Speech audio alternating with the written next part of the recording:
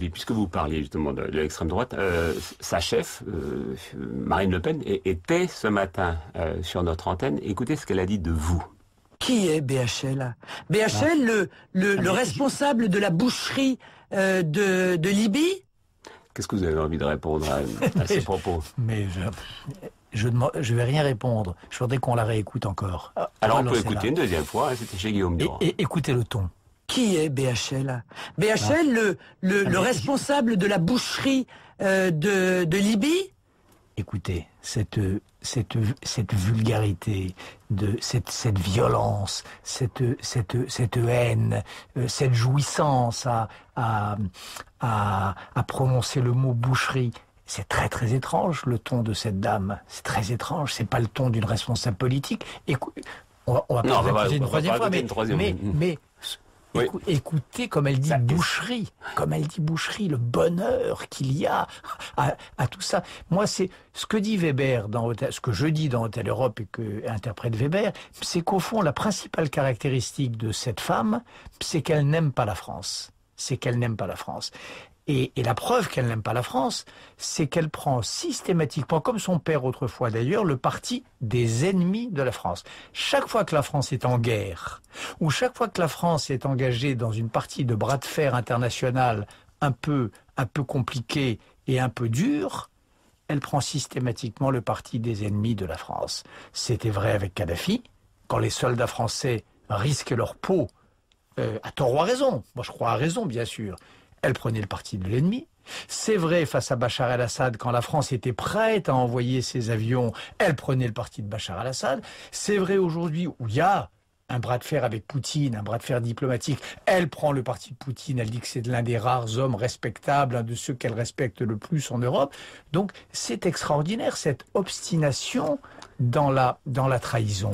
Et sur le fond de l'affaire libyenne maintenant, bon, c'est vrai qu'il n'y a pas que des gens du Front National, il y a des gens à gauche, à droite qui se disent au fond, bon, c'était bien sympa de partir la fleur au fusil, d'aller renverser ce bonhomme qui était un bonhomme en effet complètement outre le fait que c'était je l'ai souvent interviewé, il avait les yeux dans le vague, on se demandait sous quelle substance il était, c'était un dictateur, mais aujourd'hui c'est une fameuse pagaille quand même la Libye.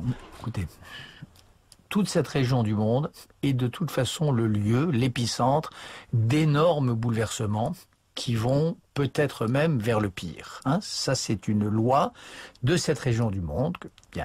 À partir de là, il y a deux situations. Il y a les endroits où l'endroit où on est intervenu, qui est la Libye, et l'endroit où on n'est pas intervenu, qui est la Syrie. C'est ça les deux choses qu'il faut comparer. Quand on est intervenu, c'est-à-dire en Libye, il y a les tribus, les milices et le chaos.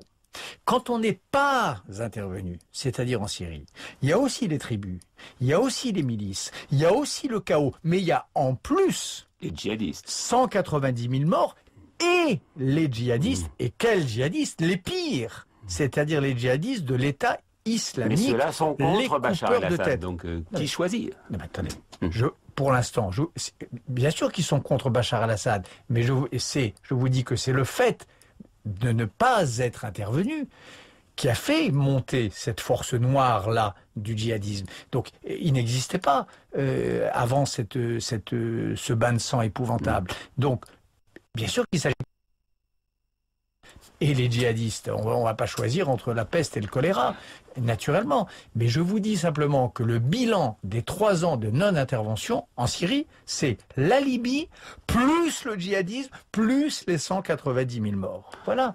Donc je pense, moi, que Nicolas Sarkozy, en décidant d'intervenir en Libye... Il a été bien inspiré. Il a été bien inspiré parce qu'il a évité cette montée dans cette partie-là du monde. Il a évité ces 190 morts et cette montée du djihadisme. Même si tous les djihadistes sont après repliés sur le Mali et d'où l'obligation d'intervenir à nouveau. Écoutez, la Libye, on peut dire tout ce qu'on veut et le tableau n'est pas très brillant. Mais enfin, il y a eu 3 élections. 3 élections libres, pas truquées et sincères. Je parle pas des djihadistes, les frères musulmans, les islamistes ont perdu les 3 élections. C'est-à-dire que quand le peuple libyen est appelé aux urnes, il vote contre les islamistes. Donc là, il y a l'intervention occidentale a eu ce mérite-là de casser les reins en profondeur au raisonnement djihadiste qui se nourrit en gros de quelle idée? De l'idée que l'Occident, Sarkozy, les Juifs et les croisés, etc., que tout ça, ça prend le parti des dictateurs et que c'est contre les peuples arabes. Un dernier